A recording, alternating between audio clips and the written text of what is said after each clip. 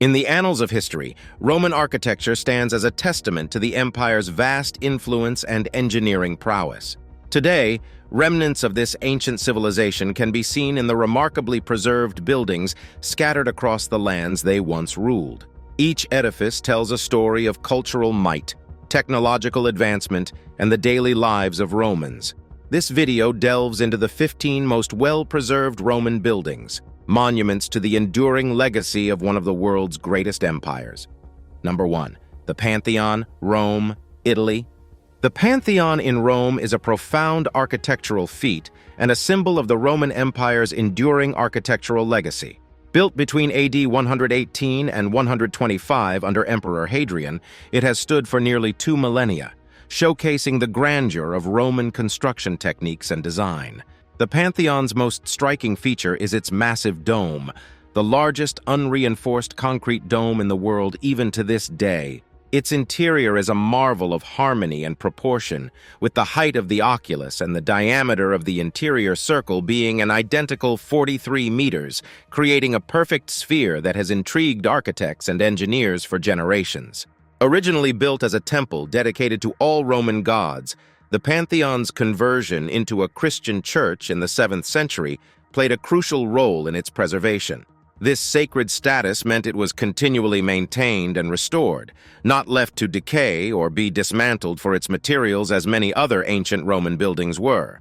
Its striking portico, with towering Corinthian columns, leads to a rotunda that has inspired countless buildings throughout history, from Renaissance churches to modern-day government edifices. The oculus at the dome's apex serves as the building's only light source, casting a beam that moves across the space in a daily passage of light. On rainy days, the precipitation falls through this opening, adding to the atmosphere of the Pantheon, creating a connection between the heavens and the earth, a feature that both baffles and amazes visitors and scholars. Despite the passage of time, the Pantheon's structure has remained largely intact. This is attributable to the quality of Roman concrete and the ingenuity of its construction, with the thick walls at the base tapering towards the oculus, reducing the weight on the foundations. The Pantheon also provides a unique glimpse into the advanced understanding of materials and structural engineering possessed by Roman builders, a knowledge so profound that it would not be replicated for many centuries. Number 2. Colosseum, Rome, Italy. The Colosseum, known as the Flavian Amphitheater, stands in the center of Rome, a colossal testament to the ingenuity and might of the Roman Empire. Inaugurated in AD 80, this immense structure could seat over 50,000 spectators, who gathered to witness events ranging from gladiatorial combat to public spectacles.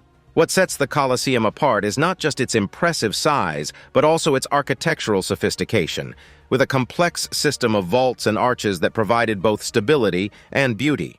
Its durability over the centuries can be credited to the robust construction techniques of the Romans, including the use of travertine blocks held together by iron clamps. The Colosseum has endured earthquakes, fires, and stone robbing, yet it still dominates the Roman landscape as an iconic symbol of the city's imperial past. The structure's design was so ahead of its time that it became a blueprint for modern sports stadiums, with its tiered seating areas, vomitoria for rapid crowd dispersal, and retractable awning system known as the velarium. The amphitheater's interior is a labyrinth of passages and chambers, once filled with the cages of wild animals and the cells of gladiators awaiting their fate in the arena. This underbelly, known as the hypogeum, was a feat of engineering that allowed for elaborate spectacles with animals and scenery emerging into the arena through a system of pulleys and trapdoors.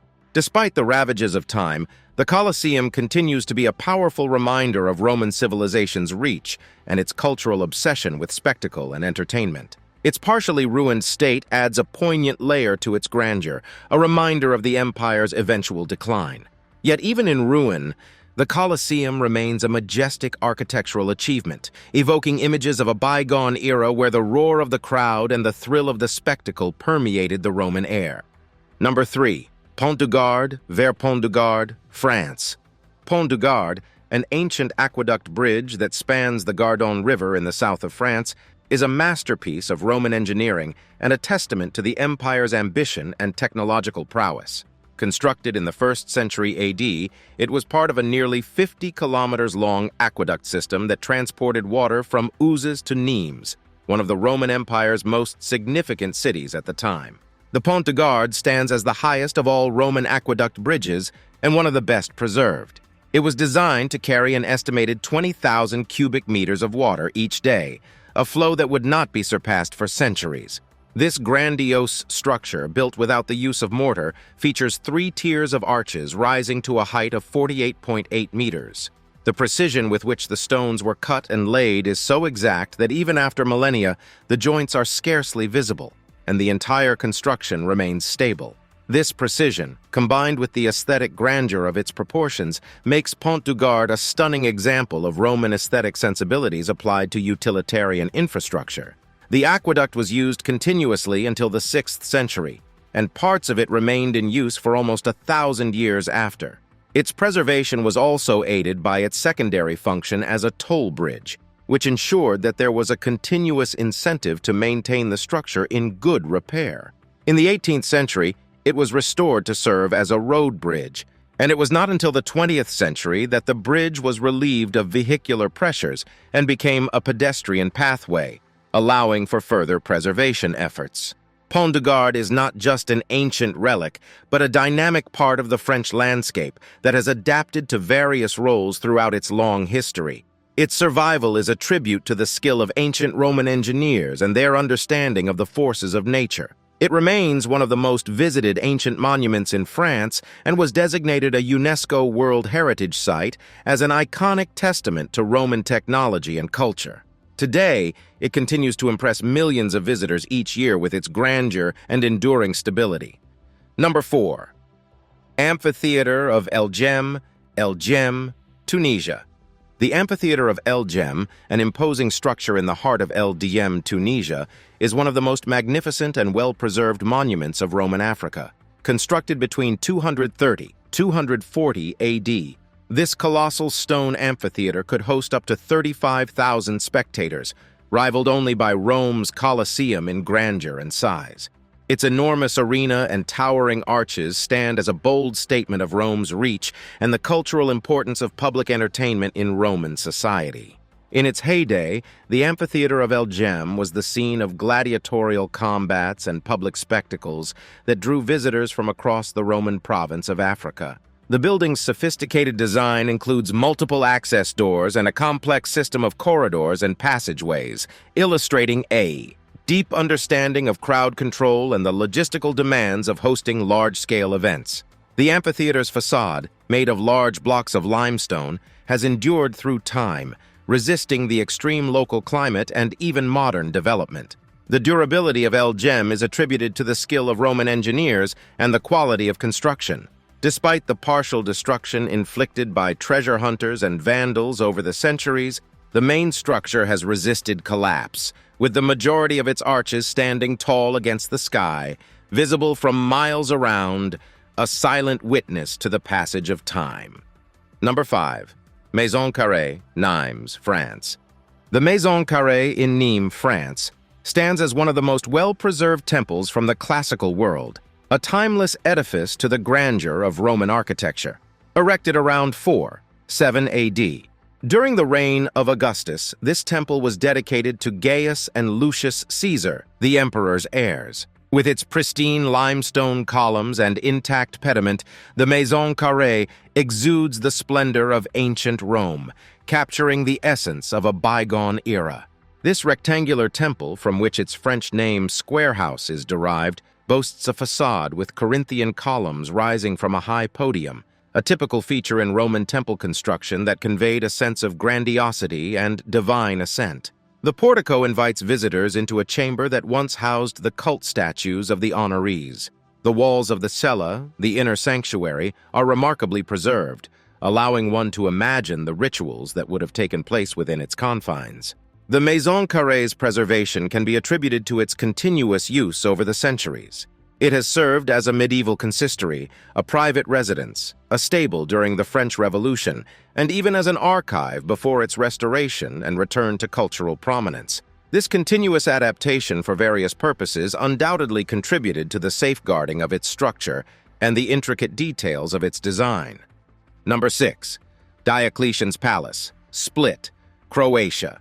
Diocletian's Palace, a fortress-like compound that dominates the old town of Split, Croatia, is a unique architectural marvel and a testament to Roman imperial power and prestige. Built for the Emperor Diocletian at the turn of the 4th century AD as a retirement residence, this palace complex is one of the most complete architectural and cultural features on the Adriatic coast. Its white stone walls and buildings encompass a living history, having been continuously inhabited since its inception, a rare quality for such an ancient structure. The palace was constructed using local limestone and marble of high quality, with imports of sphinxes and columns from Egypt, demonstrating the empire's reach. The complex is a testament to Roman architecture's adaptability, having incorporated into its design both luxurious living quarters and military camp features. Diocletian's Palace is a grandiose rectangular structure with 4 monumental gates leading to a network of streets, homes, and temples, reflecting the Roman concept of a castrum or military camp. The palace's state of preservation is extraordinary. Some parts have remained almost entirely intact, including the emperor's mausoleum, which later became the Cathedral of St. Domnius and the Temple of Jupiter. The peristyle, the central open-air courtyard, provides a splendid example of Roman architecture's elegance and serves as a public square, encapsulating the essence of the palace's role as both a private retreat and a fortified town. Number 7. Roman Theater, Merida, Spain. The Roman Theater in Merida, Spain is an exquisite emblem of imperial Roman entertainment and architectural prowess. Founded in 15 BC by the order of Emperor Augustus in the Roman colony of Emerita Augusta, today's Merida, this theater could originally seat up to 6,000 spectators. Its design reflects the Romans' sophisticated understanding of acoustics and visual sightlines, ensuring an unrivaled spectacle experience for every viewer. Unlike many ancient theaters that were carved into hillsides to support seating, the Roman Theater of Merida boasts a fully constructed scaenae frons, or stage backdrop, adorned with columns, niches, and statues of gods and emperors, exuding the grandeur and opulence of the period. This stage wall has stood the test of time and remains a defining feature of the theater, providing an impressive background for the performances that continue to be held here to this day. The theater's survival through the centuries can be largely attributed to its construction and continuous use. The use of durable materials such as granite and marble in its construction has ensured its endurance. The theater fell into disuse and was buried under layers of earth, which paradoxically served to protect its features from weathering and vandalism. It was not until the late 19th and 20th centuries that significant excavation and restoration efforts revealed the theater in its full splendor. Number 8. Library of Celsus, Ephesus, Turkey. The Library of Celsus, a monumental tomb and bibliotheca in the ancient city of Ephesus, Turkey, stands as a symbol of the intellectual vitality of the Roman Empire. Constructed between 110 and 135 AD as a mausoleum for Tiberius Julius Celsus Polymianus, a Roman senator and general, the library was originally built to house 12,000 scrolls and to serve as a monumental tomb for Celsus, whose sarcophagus lies beneath the building. The facade of the library is one of the most striking examples of Roman public architecture. It features a 2-story arrangement of Corinthian columns and is adorned with figures of the virtues, wisdom, knowledge, intelligence, and valor. These statues not only imbue the structure with grandeur, but also reflect the cultural and philosophical values that were held in high esteem by the Romans. The Library of Celsus has been remarkably well preserved, largely due to the careful reconstruction efforts that have taken place over the last century. Its survival is also attributed to the craftsmanship of the original construction. The library was built with an east-facing entrance so that the reading rooms received the morning light, a practical feature that reveals the Romans' attention to detail and understanding of their environment. Number 9. Aqueduct of Segovia, Segovia, Spain. The Aqueduct of Segovia, towering above the historic city of Segovia in Spain, is a monumental testament to Roman engineering acumen. This aqueduct, constructed in the late 1st or early 2nd century AD, was an essential component of the water supply system that transported water from the Fuente Fria River to the city, spanning a distance of over 15 kilometers. Its most iconic section, an impressive feat of civil engineering, comprises around 165 arches, stacked in 2 levels, and reaches a maximum height of 28.5 meters, making it one of the most significant and best-preserved monuments left by the Romans. Constructed without the use of mortar, the aqueduct stands as a testament to the precision of Roman stonecraft. The granite blocks, each weighing several tons, were cut to fit together tightly without the need for any binding agent, relying instead on their immense weight to remain in place. This technique has not only ensured the longevity of the structure, but has also allowed for flexibility over the centuries, enabling it to withstand the region's occasional earthquakes. The Aqueduct of Segovia is not merely a relic of the past, but a symbol of the city's identity and continuity. It was in use until the mid-19th century, playing a crucial role in the daily lives of Segovians for nearly 2 millennia. Its preservation has been a priority throughout history, with several restorations ensuring its survival. In the 20th century, it was relieved from its duties as a channel for water and was instead revered as a historical monument. Today, the Aqueduct of Segovia is a UNESCO World Heritage Site and one of Spain's most cherished landmarks. Visitors marvel at its grandeur, often finding it hard to believe that such an ancient structure could defy time and remain so intact. It is a powerful reminder of the past, a structure that connects the modern city with its ancient roots, symbolizing the blend of durability and innovation that was characteristic of Roman construction. As it continues to stand guard over the city, the Aqueduct of Segovia embodies the timelessness of Roman architecture and the enduring legacy of an empire that once spanned the known world. Number 10. Baths of Caracalla, Rome, Italy. The Baths of Caracalla in Rome, Italy, are a monumental representation of the Roman Empire's opulence and its sophisticated approach to public bathing facilities. Constructed between AD 212 and 217 during the reign of Emperor Caracalla, these baths were more than just a place for cleanliness. They were a social hub, a cultural center, and a symbol of imperial might. The complex covered approximately 25 hectares and could accommodate over 1,600 bathers, offering a variety of services including hot baths, cold plunges, saunas, and even a library and leisure areas. The grandeur of the Baths of Caracalla is evident in the remaining ruins, which suggest the original magnificence of the structure.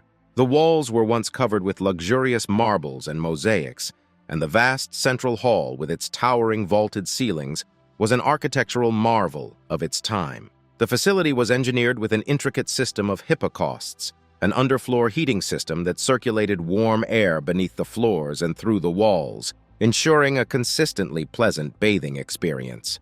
The baths remained in use until the 6th century, when the aqueducts that supplied them were cut by invading forces. Despite this, the ruins have provided invaluable insight into Roman architectural and engineering practices. The Baths of Caracalla inspired many later architectural works, including modern-day spas and leisure centers, due to their advanced amenities and grand design. Number 11. Hadrian's Wall, Northern England. Hadrian's Wall, stretching across northern England, was a formidable Roman frontier built under the reign of Emperor Hadrian in AD 122. This stone and turf fortification was more than a barrier. It was a symbol of Roman authority and a means to control the movements of peoples and goods. Spanning roughly 117 kilometers from the banks of the River Tyne near the North Sea to the Solway Firth on the Irish Sea, the wall was punctuated by forts, mile castles, and watchtowers, which served as garrisons for the Roman troops. The construction of Hadrian's Wall was a display of the organizational capabilities of the Roman Empire, utilizing vast resources and labor to create a boundary that melded with the landscape. The wall was not just a military line of defense, but also a political statement of the empire's edge. Even after the fall of Roman rule in Britain, Hadrian's Wall remained a prominent landmark, with many of its stones repurposed for local buildings. Today, Hadrian's Wall is a UNESCO World Heritage Site and one of the most popular tourist attractions in northern England. It is an enduring symbol of the ancient world's complexity and serves as a tangible link to the past, allowing visitors to walk along the remnants of a time when Rome's power stretched across continents. The wall stands as a reminder of the Roman Empire's vast ambitions and its enduring impact on the British landscape. Number 12, Herculaneum, Naples, Italy. Herculaneum, nestled in the shadow of Mount Vesuvius near Naples, Italy, offers a poignant snapshot of Roman life frozen in time. Unlike its neighboring city of Pompeii, Herculaneum was buried under a dense layer of volcanic material during the eruption in AD 79, which led to the remarkable preservation of its buildings, organic materials, and even the remains of its unfortunate inhabitants. This seaside town was a holiday retreat for wealthy Romans, and the sophistication of their villas, complete with intricate mosaics and frescoes, is still evident today. Excavations have revealed a wealth of information about Roman residential architecture and urban planning. The city's streets are lined with well-preserved homes, shops, and public baths, showcasing a cross-section of ancient Roman society. The depth of the pyroclastic material that engulfed Herculaneum has preserved upper levels of structures, rare wooden objects, and even food items, providing an invaluable insight into the daily lives of Romans. The archaeological site of Herculaneum, although less famous than Pompeii, offers a more intimate and detailed perspective of the domestic life of the Romans. It is a testament to the sudden and devastating power of nature, which has inadvertently created a time capsule of Roman civilization. Number 13, Temple of Augustus and Livia, Vienne, France. The Temple of Augustus and Livia, located in the heart of Vienne, France, is a striking example of early Roman religious architecture, revered for its state of preservation and the continuity of its use over the centuries. Dedicated to the worship of Rome's first emperor, Augustus, and his wife, Livia, the temple was constructed in the 1st century BC and later rededicated to Saint Maurice during the Middle Ages, which significantly contributed to its preservation. The temple's classic Corinthian columns rise majestically against the skyline, their fluted drums and ornate capitals embodying the architectural elegance of the period. The structure's facade, with its deep portico, once housed statues of the deified Augustus and Livia, showcasing their divine status within the Roman Empire. Its conversion into a church helped safeguard the temple's structure through the medieval period, sparing it from the widespread destruction of pagan temples during the Christianization of Europe. The temple's enduring presence in Vienne is a monument to the town's ancient past and its evolution through history. It stands as a silent witness to the transformation of Roman religious and civic ideals over the millennia. Both Herculaneum and the Temple of Augustus and Livia speak volumes of the Romans' architectural ingenuity, their societal structures, and the profound legacy they left on the fabric of Western civilization. These sites continue to captivate scholars and tourists alike, serving as a bridge to an era that laid many of the foundations of the modern world. Number 14, Arena of Nimes, Nimes, France. The Arena of Nimes is one of the most well-preserved Roman amphitheaters in the world. Located in the city of Nimes in southern France, this colossal structure dates back to around 70 AD, during the reign of Emperor Augustus.